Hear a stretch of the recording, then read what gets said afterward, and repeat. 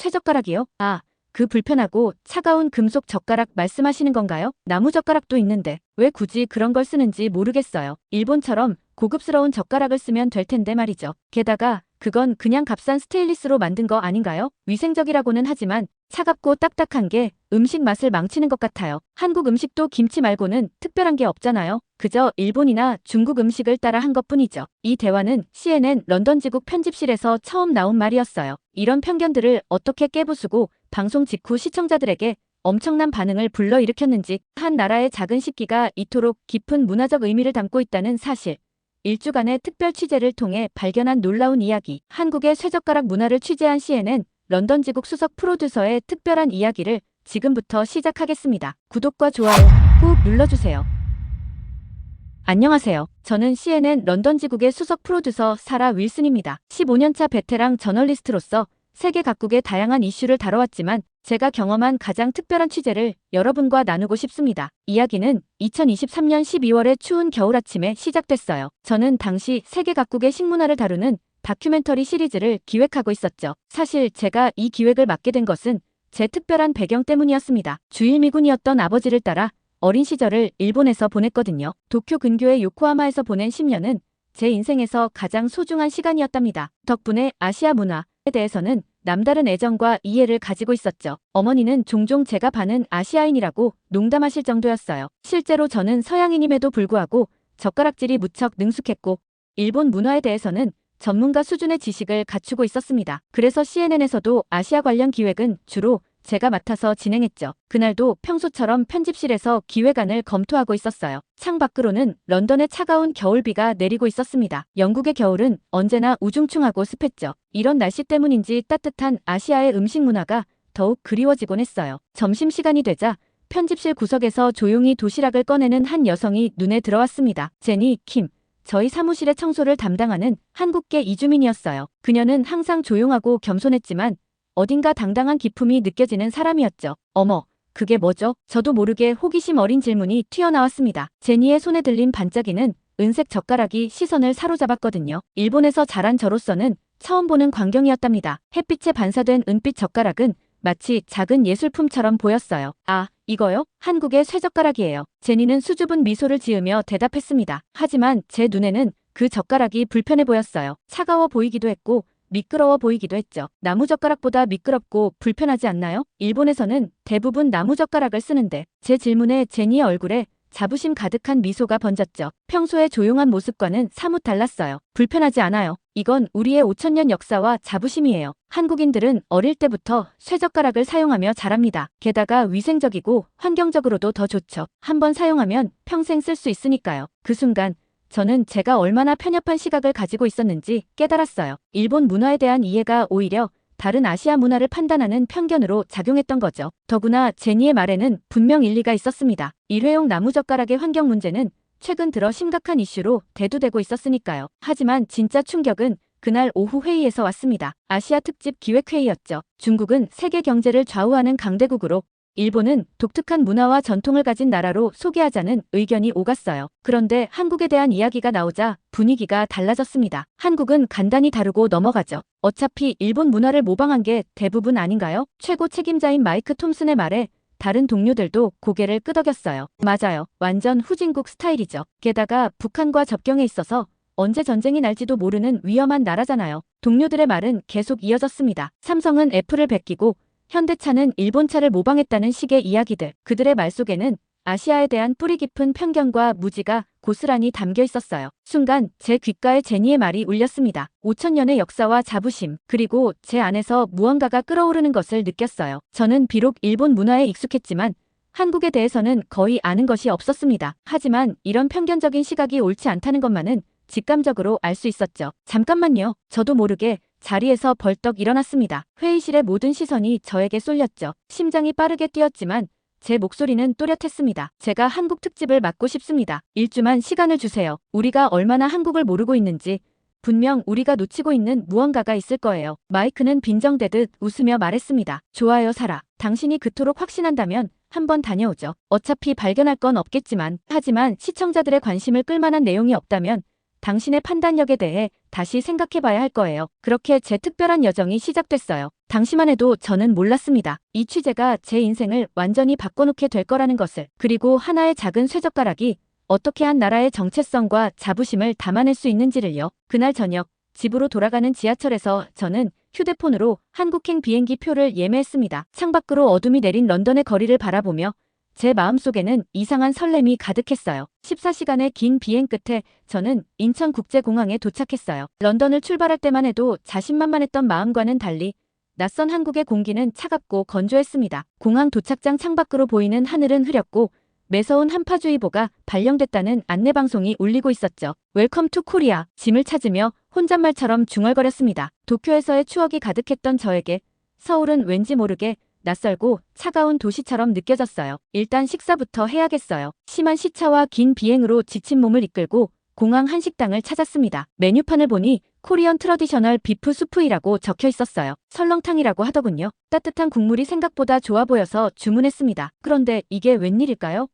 테이블에 놓인 반짝이는 쇠젓가락과 숟가락이 저를 당황스럽게 했어요. 제니의 젓가락은 봤지만 실제로 음식을 먹어야 한다고 생각하니 걱정이 앞섰죠. 이걸로 어떻게 먹지? 일본에서 써왔던 가벼운 나무젓가락과는 확연히 달랐죠. 수프를 한 숟가락 뜨려고 했지만 미끄러운 쇠숟가락에 국물이 자꾸 흘러내렸어요. 바로 그때였습니다. 제 옆자리에 앉으신 한 할머니께서 눈에 들어왔어요. 80대로 보이시는 연세였지만 쇠젓가락을 마치 연필처럼 자연스럽게 다루고 계셨죠. 국물을 한 방울도 흘리지 않고 드시는 모습이 마치 예술 같았어요. 할머니, 정말 대단하세요. 제가 서툰 한국어로 말을 걸자 할머니는 환한 미소를 지으셨습니다. 외국 분이신가 보네요. 처음에는 다들 그래요. 하지만 금방 익숙해질 거예요. 할머니의 따뜻한 말씀에 용기를 얻어 다시 한번 도전해보았지만 여전히 쉽지 않았어요. 그래도 포기하지 않고 계속 시도했죠. 1시간 정도가 지나자 조금씩 감이 잡히는 것 같았습니다. 식사를 마치고 나오면서 핸드폰으로 서울 시내에 있는 젓가락 박물관을 검색해보았어요. 운이 좋게도 인사동에 있는 작은 전시관이 있다는 걸 알게 됐죠. 바로 그곳으로 향했습니다. 전시관에서 만난 김영호 큐레이터는 제게 흥미로운 이야기를 들려주었어요. 쇠젓가락이 처음부터 있었던 건 아닙니다. 조선시대에는 왕실과 양반들만 은젓가락을 사용했어요. 독극물 검출이 가능했거든요. 하지만 현대에 들어서면서 스테인리스 젓가락이 보편화됐죠. 그렇다면 왜 다른 나라처럼 나무젓가락을 사용하지 않았을까요? 그건 한국인의 실용성과 관련이 있습니다. 스테인리스는 위생적이고 오래 사용할 수 있죠. 한번 구입하면 평생 쓸 수 있어요. 게다가 한국 음식의 특성과도 잘 맞아요. 뜨거운 국물 문화와 찌개, 김치를 먹을 때 특히 그렇죠. 큐레이터의 설명을 들으며 아침에 먹었던 설렁탕이 떠올랐어요. 그제서야 이해가 되기 시작했습니다. 쇠젓가락은 단순한 도구가 아닌 한국의 식문화와 때려야 뗄 수 없는 관계였던 거예요. 그런데 요즘 젊은이들은 어떤가요? 서양 문화의 영향으로 포크와 나이프를 선호하진 않나요? 김 큐레이터는 고개를 저었습니다. 오히려 반대예요. 요즘 젊은이들은 쇠젓가락에 더 큰 자부심을 느낍니다. 환경 문제에 관심이 많은 세대잖아요. 일회용 나무젓가락 대신 오래 쓸 수 있는 쇠젓가락이 더 친환경적이라고 생각하죠. 게다가 최근에는 디자인도 다양해져서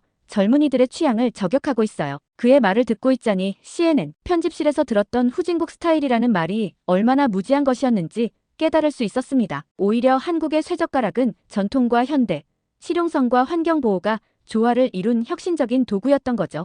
참고로 한 가지 더 말씀드리자면 김 큐레이터가 미소를 지으며 덧붙였어요. 쇠젓가락은 한국인의 섬세함을 보여주는 증거이기도 합니다. 미끄러운 쇠젓가락으로 콩 하나도 집을 수 있다는 건 그만큼 섬세한 손기술을 가졌다는 의미니까요. 그날 저녁 호텔로 돌아오는 길에 저는 편의점에 들러 작은 스테인리스 젓가락 하나를 샀어요. 이제는 더 이상 차갑게 느껴지지 않았습니다. 오히려 은은하게 빛나는 젓가락에서 한국인들의 지혜와 자부심이 느껴졌죠. 이것이 바로 제가 찾던 첫 번째 이야기였습니다. 하지만 이건 시작에 불과했어요. 한국에서의 2주간의 여정은 이제 막 시작되었으니까요. 다음 날 아침 제가 가장 먼저 향한 곳은 국립고궁박물관이었습니다. 전날 젓가락 박물관의 김 큐레이터가 추천해준 곳이었어요. 왕실 유물을 보면 한국 쇠젓가락의 진정한 가치를 이해하실 수 있을 거예요 라는 그의 말이 계속 머릿속에 맴돌았죠. 경복궁 안에 자리 잡은 박물관은 웅장하면서도 고즈넉했어요. 마침 박물관 큐레이터이신 이선영 교수님과 인터뷰 약속이 잡혀 있었습니다. 조선시대의 은젓가락은 단순한 식기가 아니었어요. 이 교수님은 유리 케이스 안의 은젓가락을 가리키며 말씀하셨죠.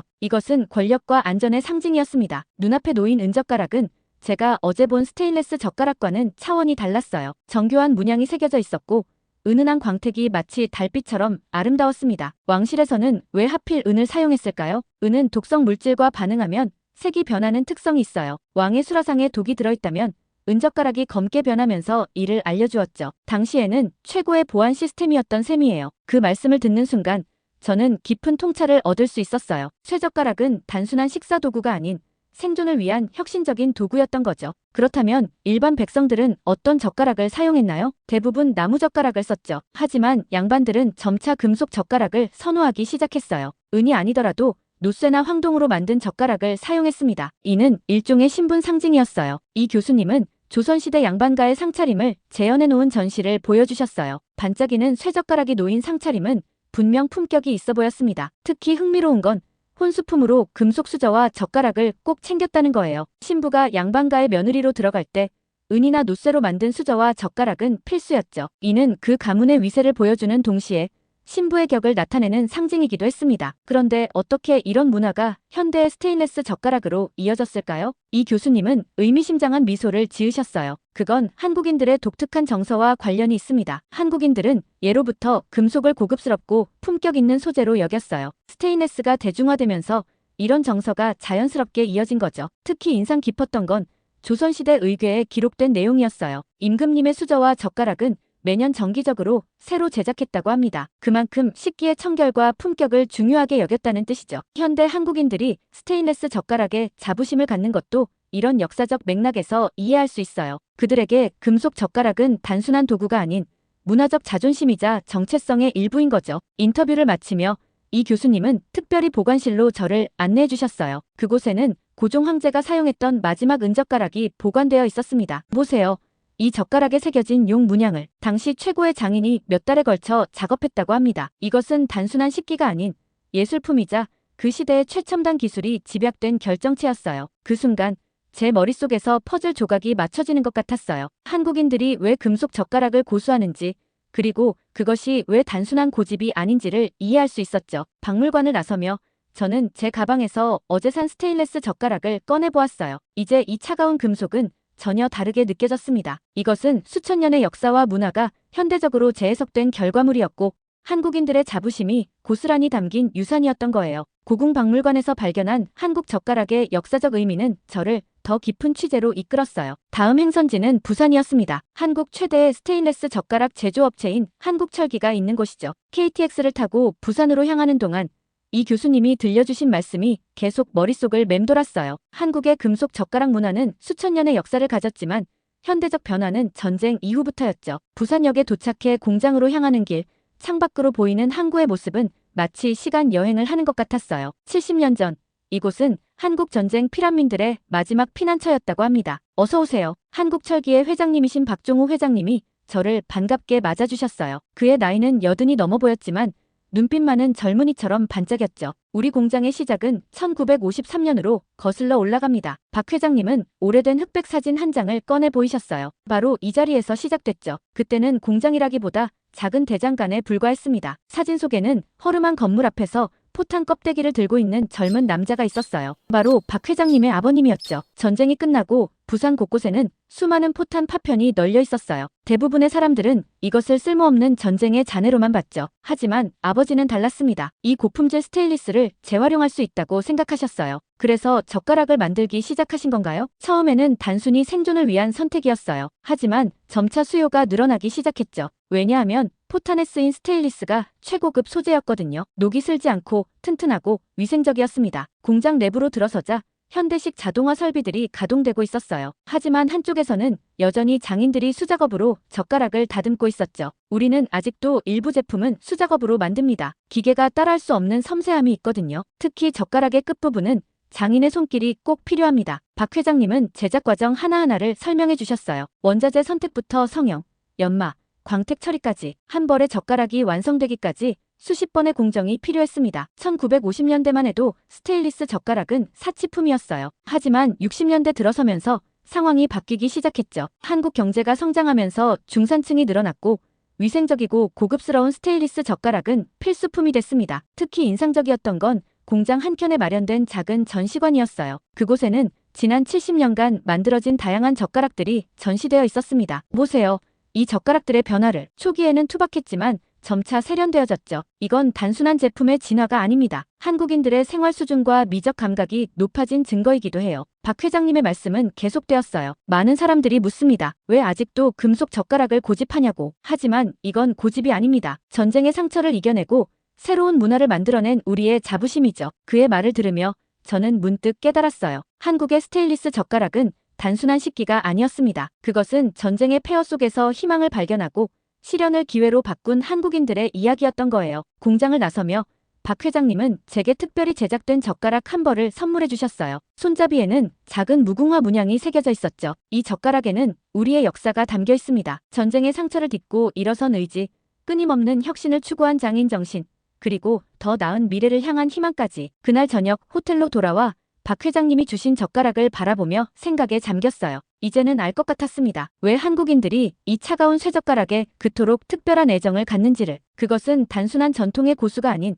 역경을 이겨낸 자부심의 표현이었던 거예요. 취재를 마치고 부산의 저녁바다를 걸으며 저는 오늘 들었던 이야기들을 정리해보았어요. 전쟁의 상처를 딛고 일어선 도시 부산, 그리고 포탄 파편에서 희망을 만들어낸 사람들. 이것은 분명 CNN이 미처 보지 못한 한국의 진정한 모습이었습니다. 문득 제 핸드폰으로 런던 편집실에서 온 메시지가 왔어요. 혹시 취재는 잘 되고 있나요? 특별한 발견이라도 있었나요? 저는 잠시 생각에 잠겼다가 이렇게 답장을 보냈습니다. 네, 놀라운 발견을 하고 있어요. 한국의 쇠젓가락에는 우리가 상상도 못했던 이야기가 담겨 있답니다. 전쟁의 상흔을 극복하고 새로운 문화를 창조해낸 이야기요. 하지만 이것은 시작에 불과했어요. 앞으로 더 많은 이야기가 남아있었죠. 내일은 서울로 돌아가 한중일 젓가락의 차이점을 알아보기로 했습니다. 한국의 쇠젓가락이 어떻게 아시아의 다른 젓가락 문화와 차별화되었는지 그 이야기가 기다리고 있었으니까요. 부산에서 서울로 돌아오는 길, 저는 새로운 관점에서 한국의 젓가락 문화를 바라보게 되었어요. 하지만 더 깊은 이해를 위해서는 비교 연구가 필요했습니다. 마침 서울대학교 동아시아문화연구소에서 한중일 식문화를 연구하는 김민우 교수님과의 인터뷰가 예정되어 있었죠. 동아시아 3국의 젓가락은 같은 뿌리에서 시작됐지만 각기 다른 진화를 거쳤습니다. 김 교수님은 책상 위에 3가지 젓가락을 나란히 놓으며 설명을 시작하셨어요. 먼저 중국의 젓가락이었습니다. 길이가 25cm가 넘는 긴 젓가락이었죠. 중국의 긴 젓가락은 그들의 식사 문화와 직결됩니다. 둥근 식탁에 여러 사람이 둘러앉아 가운데 놓인 음식을 함께 먹는 문화에서 발달했어요. 멀리 있는 음식을 집기 위해서는 긴 젓가락이 필요했죠. 다음은 일본의 젓가락이었어요. 끝이 뾰족하고 가벼운 나무 젓가락이었습니다. 일본의 젓가락은 섬세함을 강조합니다. 생선을 먹을 때 가시를 발라내거나 면을 먹을 때 국물이 튀지 않게 하는데 최적화되어 있죠. 또한 나무의 따뜻한 감촉은 일본의 자연 친화적 문화와도 일맥상통합니다. 마지막으로 한국의 쇠젓가락이었어요. 한국의 젓가락은 중국과 일본의 중간 길이를 가지고 있어요. 이는 한국의 상차림 특성과 관련이 있습니다. 개인상에 밥과 국, 반찬이 함께 나오는 형태에 가장 적합한 길이죠. 특히 흥미로웠던 것은 각국의 젓가락이 그 나라의 문화적 정체성을 반영한다는 점이었어요. 중국의 젓가락은 공동체 문화를 상징합니다. 함께 나누어 먹는 문화, 즉 공식의 개념이 담겨 있죠. 일본의 젓가락은 개인주의적 성향을 보여줍니다. 각자의 그릇에 정갈하게 담긴 음식을 먹는 문화와 연결되어 있어요. 그렇다면 한국의 쇠젓가락은 어떤 의미를 가지고 있나요? 한국의 쇠젓가락은 실용성과 위생관념의 결합이라고 볼 수 있습니다. 뜨거운 음식을 자주 먹는 한국 음식의 특성상 열전도율이 높은 금속 젓가락이 오히려 장점이 되었죠. 또한 김치나 발효 음식을 많이 먹는 문화에서 세균 번식을 막을 수 있는 금속의 특성은 큰 이점이었습니다. 김 교수님은 더 흥미로운 연구 결과를 보여주셨어요. 각국의 젓가락 사용법도 미묘한 차이가 있다는 거였죠. 중국인들은 젓가락을 비스듬히 들어 음식을 집어올리는 경향이 있고 일본인들은 수직으로 세워 정확하게 집어내려고 합니다. 한국인들은 그 중간 정도의 각도로 사용하죠. 이런 차이는 각국의 상차림 방식과 음식의 특성에서 비롯됐습니다. 더욱 놀라웠던 건 젓가락 예절의 차이였어요. 중국에서는 젓가락으로 밥그릇을 들고 먹는 것이 일반적이지만 한국에서는 숟가락을 사용합니다. 일본에서는 국물을 마실 때 그릇을 입에 가져다 대고 마시죠. 이런 차이들은 각국의 문화적 가치관과 예절관념을 반영합니다. 연구소를 나서면서 저는 문득 제가 알고 있던 아시아에 대한 이해가 얼마나 피상적이었는지 깨달았어요. 같은 젓가락이라도 그 속에는 각국의 독특한 역사와 문화가 깊이 스며들어 있었던 거죠. 호텔로 돌아오는 길에 들른 한 식당에서 저는 이제 완전히 다른 시각으로 쇠젓가락을 바라볼 수 있었습니다. 이것은 단순히 한국만의 특별한 도구가 아니었어요. 동아시아 문명이라는 큰 그림 속에서 한국인들이 자신들만의 독특한 정체성을 표현해낸 문화적 결정체였던 거죠. 이제 궁금증이 하나 더 생겼어요. 현대 사회에서 이 전통적인 도구는 어떻게 새로운 가치를 만들어내고 있을까? 다음 날은 그 해답을 찾아 나서기로 했습니다. 그날 저녁 노트북을 펼쳐 지금까지의 취재 내용을 정리하면서 흥미로운 패턴을 발견했어요. 각국의 젓가락 문화가 현대에도 계속 진화하고 있다는 점이었죠. 중국은 최근 젓가락에 IoT 기술을 접목해 칼로리를 측정하는 스마트 젓가락을 개발했고, 일본은 전통 오칠 기법을 현대적으로 재해석한 고급 젓가락을 세계적인 명품으로 만들어내고 있었습니다. 그리고 한국은 스테인리스 젓가락에 첨단 기술을 접목하고 있었어요. 은나노 코팅으로 항균 기능을 강화하고 인체공학적 디자인을 도입해 사용성을 개선하는 등 끊임없는 혁신을 이어가고 있었죠. 젓가락 하나에도 이렇게 많은 이야기가 담겨 있다니 메모를 마무리하며 중얼거렸습니다. CNN 동료들에게 이 이야기를 들려준다면 그들의 한국에 대한 편견도 조금은 바뀌지 않을까요? 호텔로 돌아와 노트북을 펼친 저는 갑자기 궁금증이 생겼어요. 한국의 쇠젓가락이 정말 과학적으로도 우수할까? 지금까지는 문화적, 역사적 관점에서만 접근했지만 이제는 객관적 데이터가 필요하다고 느꼈습니다. 인터넷 검색을 시작하자 놀라운 연구 결과들이 눈에 띄었어요. 서울대 공학연구소에서 발표한 동아시아 식기구의 위생성 비교 연구였죠. 연구 결과에 따르면 스테인리스 젓가락은 나무 젓가락에 비해 세균 번식률이 90% 이상 낮았다고 해요. 더 흥미로운 건 한국표준과학연구원의 보고서였습니다. 쇠젓가락의 열전도율이 음식의 적정 온도 유지에 미치는 영향을 연구한 내용이었어요. 스테인리스의 빠른 열전도율 덕분에 뜨거운 음식을 먹을 때 화상 위험이 줄어든다는 사실을 과학적으로 입증했더군요. 유튜브에서는 한 외국인 브이로거의 영상이 제 시선을 사로잡았어요. 금속 젓가락 챌린지라는 제목의 영상이었는데 콩을 집어 옮기는 미션을 수행하며 한국 문화를 체험하는 내용이었죠. 댓글에는 전 세계 사람들의 관심과 호기심이 가득했습니다. 특히 인상적이었던 건 한 스타트업의 혁신적인 시도였어요. 그들은 전통 쇠젓가락에 스마트 센서를 장착해 사용자의 식사 패턴을 분석하고 건강한 식습관을 제안하는 제품을 개발 중이었습니다. 온라인 쇼핑몰들을 살펴보니 젓가락의 진화는 디자인 측면에서도 계속되고 있었어요. 전통 문양을 현대적으로 재해석한 제품부터 미니멀한 디자인의 프리미엄 젓가락까지 다양했죠. 한 학술 데이터베이스에서는 흥미로운 통계를 발견했습니다. 한국 가정의 95%가 스테인리스 젓가락을 사용하고 있으며 그중 80%가 같은 젓가락을 10년 이상 사용한다는 거예요. 환경 보호 측면에서도 무시할 수 없는 가치였죠. 이렇게 수집한 데이터들을 정리하면서 저는 한국의 쇠젓가락이 단순한 전통의 고수가 아님을 다시 한번 확인할 수 있었어요. 그것은 과학적 합리성과 문화적 자부심이 절묘하게 조화를 이룬 결과물이었습니다. 마지막으로 한국디자인진흥원의 자료를 검토하며 저는 작은 깨달음을 얻었어요. 한국인들은 전통을 단순히 보존하는 것이 아니라 끊임없이 재해석하고 발전시키고 있었던 거죠. 쇠젓가락은 그 대표적인 예시였습니다. 한밤중까지 이어진 온라인 리서치는 제게 또 다른 발견을 안겨주었어요. 특히 인상적이었던 것은 의료 분야의 연구 결과였습니다. 서울 아산병원의 한 연구에 따르면 스테인리스 젓가락의 사용이 노년층의 소근육 발달에 긍정적인 영향을 미친다는 거예요. 미끄러운 쇠젓가락을 사용하는 과정에서 자연스러운 손 운동이 이루어진다는 설명이었죠. 또한 한국식품연구원의 보고서도 흥미로웠어요. 스테인리스 젓가락이 음식의 산화를 최소화하고 신선도를 유지하는 데 도움이 된다는 내용이었습니다. 특히 김치와 같은 발효식품을 먹을 때 나무 젓가락보다 위생적이라는 결론이었죠. 이런 자료들을 정리하면서 저는 문득 첫날 만났던 제니의 말이 떠올랐어요. 5000년의 역사와 자부심. 그녀의 말은 틀리지 않았습니다. 한국의 쇠젓가락은 단순히 오래된 전통이 아니라 끊임없이 진화하고 발전하는 살아있는 문화였던 거예요. 이제 마지막 취재를 앞두고 저는 이 모든 발견들이 어떻게 하나의 이야기로 완성될 수 있을지 고민하기 시작했습니다. 분명한 건 이것이 단순한 식기 문화의 이야기를 넘어 한국인들의 정체성과 혁신의 역사를 보여주는 중요한 증거가 될 거라는 점이었어요. 내일은 이 모든 내용을 영상에 담기 위한 준비를 해야겠죠. CNN의 시청자들에게 한국의 쇠젓가락이 들려줄 이야기가 기다리고 있으니까요. 일주간의 한국 취재를 마치고 런던으로 돌아오는 비행기 안에서 저는 제 노트북을 펼쳤어요. 수많은 인터뷰, 사진, 영상 자료들이 제 앞에 펼쳐져 있었죠. 하지만 가장 소중한 건 제 손에 들린 스테인리스 젓가락이었습니다. 런던에 도착하자마자 편집실로 향했어요. 동료들은 제가 어떤 이야기를 가져왔을지 반신반의하는 눈치였죠. 특히 마이크 톰슨은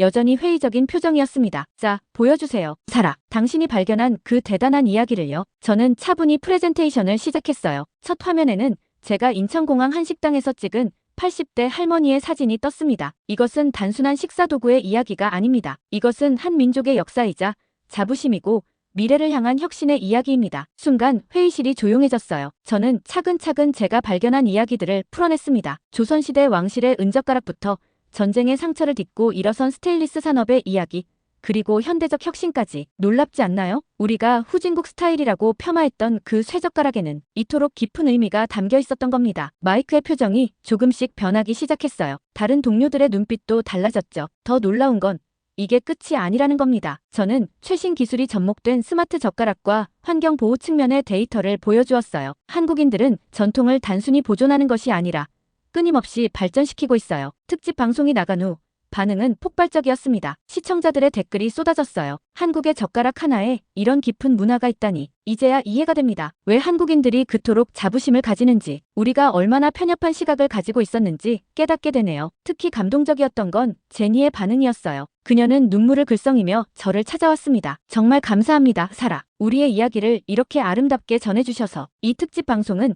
CNN의 한국 문화보도 방향을 완전히 바꿔놓았어요. 더 이상 한국은 북한의 이웃 혹은 신흥경제국이라는 단순한 프레임으로 다뤄지지 않게 되었죠. 대신 독특한 문화적 정체성과 끊임없는 혁신을 이뤄내는 나라로 재조명되기 시작했습니다. 개인적으로도 이번 취재는 큰 변화를 가져왔어요. 일본에서 자란 경험이 오히려 다른 아시아 문화를 판단하는 편견으로 작용했다는 것을 깨달았거든요. 이제는 각각의 문화가 가진 고유한 가치를 더 깊이 이해하게 되었답니다. 2주 전 차가웠던 그 쇠젓가락은 이제 제게 특별한 의미가 되었어요. 제 책상 위에는 부산의 박 회장님이 주신 무궁화 문양 젓가락이 놓여 있습니다. 이제는 매일 이 젓가락으로 식사를 해요. 그리고 매번 음식을 집을 때마다 그 속에 담긴 깊은 이야기들을 떠올립니다. 작은 것에서 큰 진실을 발견할 수 있다. 이것이 제가 한국에서 배운 가장 큰 교훈이었어요. 우리가 미처 보지 못했던 아름다움과 가치는 때로는 가장 일상적인 것들 속에 숨어 있다는 것을, 그리고 그것을 발견하기 위해서는 편견 없는 시선과 열린 마음이 필요하다는 것을요. 이제 저는 새로운 특집 시리즈를 준비하고 있어요. 한국의 다른 일상적인 물건들 속에 숨어있는 이야기들을 찾아서요. 이번에는 어떤 놀라운 발견이 저를 기다리고 있을까요? 오늘의 사연은 여기까지인데요.